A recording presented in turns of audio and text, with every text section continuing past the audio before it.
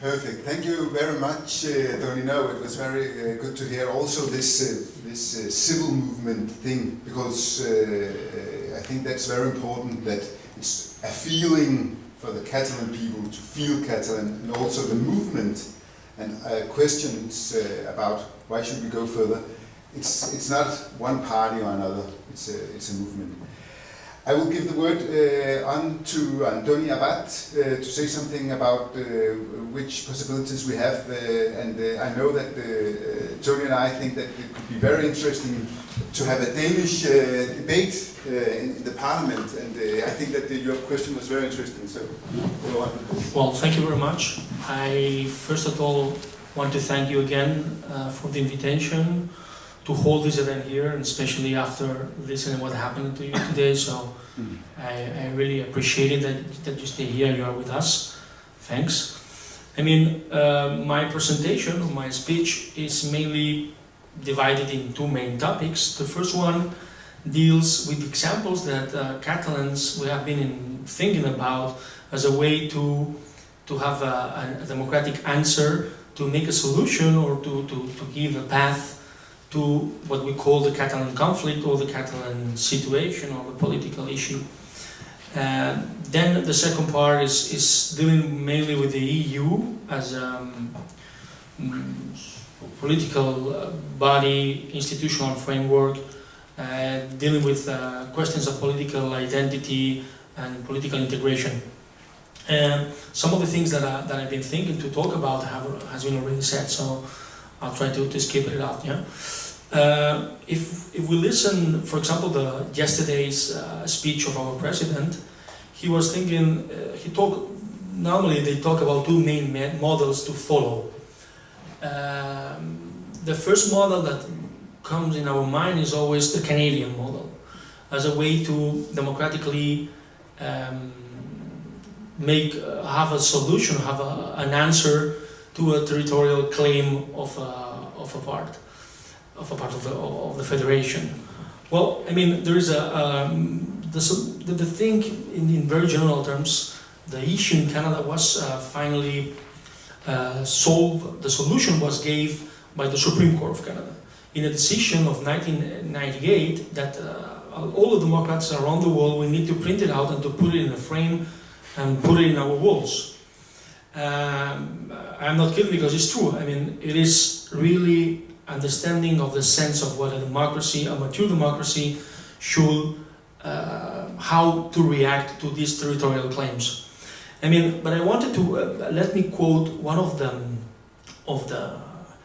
phrases, one of the sentences that appears in this decision, that says in the point 155, the ultimate success of such a secession, talking about Quebec, will be dependent on recognition by the international community, which is likely to consider the legality and legitimacy of secession, having regard to, amongst other facts, the conduct of Quebec and Canada.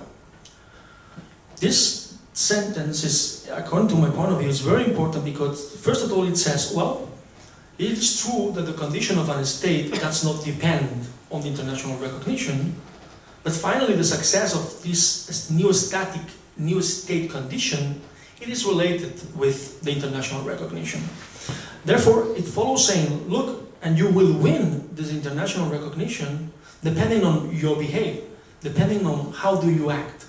In this sense, the international community, before decide if they're going to recognize or not a state, ideally, I should remark, should take into account how the state reacts and how the subnational entity has also reacted.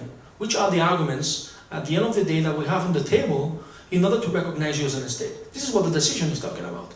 And that's why it's that important that we are talking here in the parliament, in the Danish parliament, to simply expose something that is an evidence. We, the people of Catalonia, we have been winning arguments so far in order to be recognized as such. And fairly speaking, Spain is not winning this sort of arguments. I mean, we are claiming democracy. We are asking for a right, as you said, self-determination, and so all the people calls the right to decide. But what we're talking about is about the involucration, how the international community, how different states must take into account our claim because it's not only a claim of Catalonia, as you said before, it's not only a claim of Spain, but also the European Union.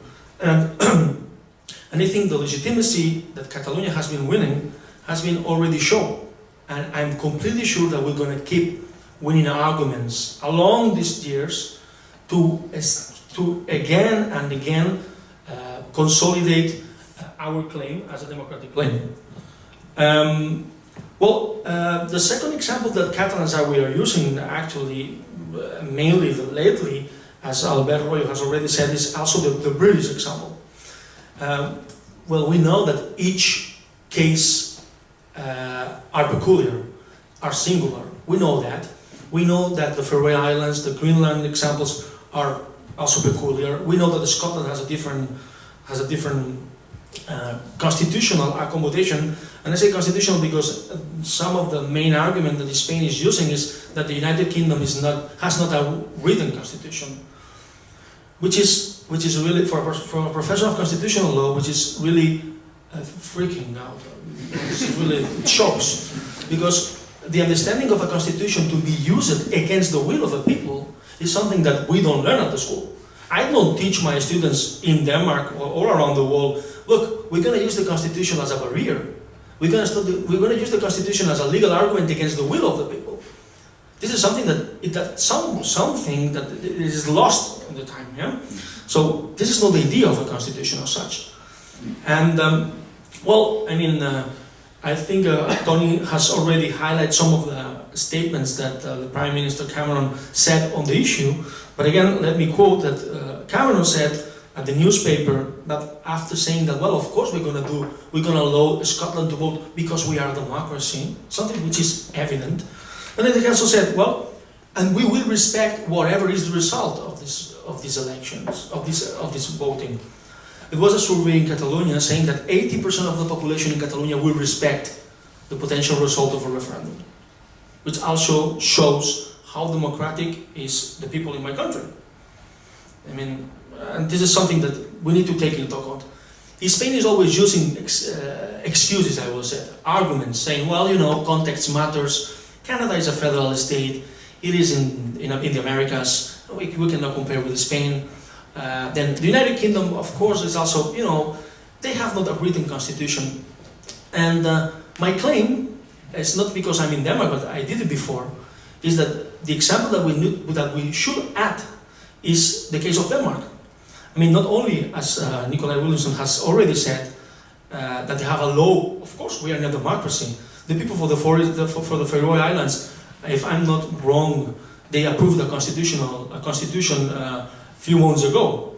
So if someone can correct me about that, but I think they passed a constitution in the Faroe Islands. But also they allow the people of Greenland to have this sort of well, if you want to leave the crown, let's talk. Let's do it. But not only that, I want to simply emphasize that if we read the Constitution of Denmark, you can clearly see that it's, first of all, a very old constitution, that it needs, in some extent, sorry for the criticism, to be updated. But the second thing that you, of course, see is that it's talking about the unitarian state. Yes, the constitution is not used. But the folk in where we are, they don't use the constitution to stop democratic claims. This is the first lesson that we need to learn in Spain and in Catalonia. The second point is, if you read the Constitution, section 42 says the rules of the referendum, which is a normal, in comparison with other countries, they have different majorities required, etc., etc. But it established in the point 8 that rules for referenda, including the extent to which referenda should be held in the Faroe Islands or in Greenland, should be laid down by statute. This is written in the Constitution. So it's not only that we are Catalans asking, hey, let us to do a referendum. Please allow us to vote. But the Danish Constitution, again, a unitarian state, establishes, written down in the text, again, section 42.8, that if the Faroe Islands or Greenland wants to do a referendum, it will be an ad hoc statute to regulate that. I think when words are that clear, I think we don't need to say nothing more. Yeah? But then, other examples why Denmark should be an example for Catalonia and also for them for Spain.